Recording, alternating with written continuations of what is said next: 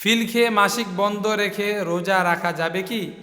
অনেকেই মা বোনরা ফিল খেয়ে মাসিক বন্ধ রেখে এরপর রোজা রাখে। মনে রাখবেন, মায়েদের মাসিক এবং অসুখ এটা আল্লাহ তাআলা দেওয়া একটা বিধান। এই সময়ের মধ্যে নামাজ না পড়া, রোজা না রাখা এটাও আল্লাহর বিধান। আর মাহে রমাদানে রোজা রাখা এটাও আল্লাহর বিধান।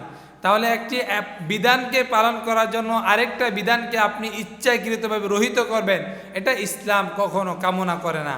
আল্লাহ তাআলা সূরা বাকারার 195 নম্বর আয়াত আল্লাহ তাআলা বলেন, ওয়ানফিকু ফি সাবিলিল্লাহি ওয়ালা তুলকু বিআইদিকুম ইলা তাহলুকা।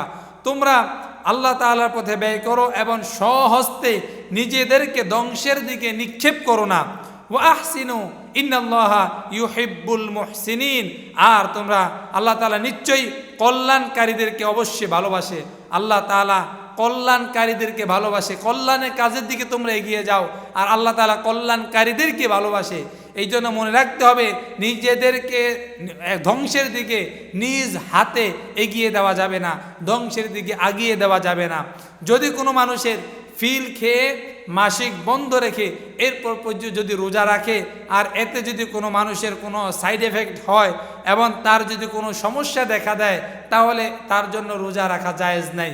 সে পরবর্তীতে এই রোজাগুলো কায়জা আদায় করে নেবে। হযরত মা আয়েশা সিদ্দিকা রাদিয়াল্লাহু তাআলা আনহা তিনি বলেন, আমরা এই পবিত্র শাবান মাসে আমরা আমাদের কায়জা রোজাগুলো রাখতাম, কারণ রাসূলুল্লাহ সাল্লাল্লাহু আলাইহি সাল্লাম শাবান মাসে বেশি বেশি এই সিয়াম রাখতেন।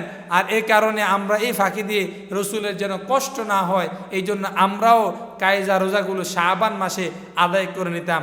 এই জন্য মনে রাখতে হবে, কোনো মানুষের যদি এরকমভাবে ক্ষতির আশঙ্কা থাকে, পিল খেয়ে মাসিক বন্ধ রেখে এটা যদি করে, তাহলে তার জন্য ক্ষতি হবে।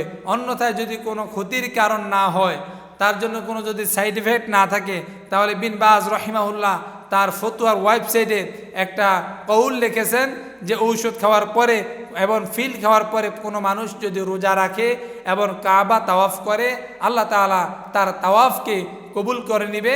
কিন্তু মনে রাখতে হবে, একেবারে সচরাচর আমরা যেরকমভাবে ফিল খেয়ে আমরা একেবারে প্রত্যেক বছর মাসিক বন্ধ রেখে আমরা রোজা রাখবো, তা কিন্তু ঠিক নয়। এই জন্য আল্লাহ তাআলার বিধান উভয়টা পালন করে ইবাদত। আপনি যেই সময় রোজা রাখতে পারেন নাই মাসিক এবং হায়েজের কারণে, হায়েজ এবং নেফাসের কারণে আপনি যেরকমভাবে রোজা রাখতে পারেন নাই, এটা যেরকম আল্লাহর একটা বিধান, আর এই মাহে রমাদানে রোজা রাখা এটাও আল্লাহর বিধান। এই জন্য আপনি যদি রোজা না রাখতে পারেন, এই জন্য আপনার সওয়াব কমতি হয়ে যাবে, তা কিন্তু নয়। আল্লাহ তাআলা আপনাকে সওয়াব দিবে, আল্লাহ তাআলা আপনার আমলনামায় মাহে রমাদানের সওয়াব দিয়ে দিবে। কিন্তু পরবর্তীতে আপনি এই মাহে রমাদানের রোজাগুলো আপনার কায়জা আদায় করে নিতে হবে। এই জন্য আমরা যেন নিজেদেরকে ধ্বংসের দিকে ঠেলে না দেই, আমরা সদা সর্বদা কল্যাণের দিকে এগিয়ে যাব, কল্যাণের দিকে কাজ করব। নিশ্চয় আল্লাহ তাআলা কল্যাণকারী মানুষদেরকে ভালোবাসেন। যারা কল্যাণের দিকে অগ্রগামী, যারা ডানপন্থী, তাদেরকে আল্লাহ তাআলা ভালোবাসেন। এই জন্য হায়েজ নেফাস অবস্থায় রোজা না রাখা আল্লাহ তাআলার বিধান, এবং রমাদান মাসে রোজা রাখা এটাও আল্লাহর বিধান। একটা বিধানকে পালন করতে গিয়ে আরেকটি বিধানকে রহিত করা যাবে না, আরেকটি বিধানের উপর ছুরি ধরা যাবে না।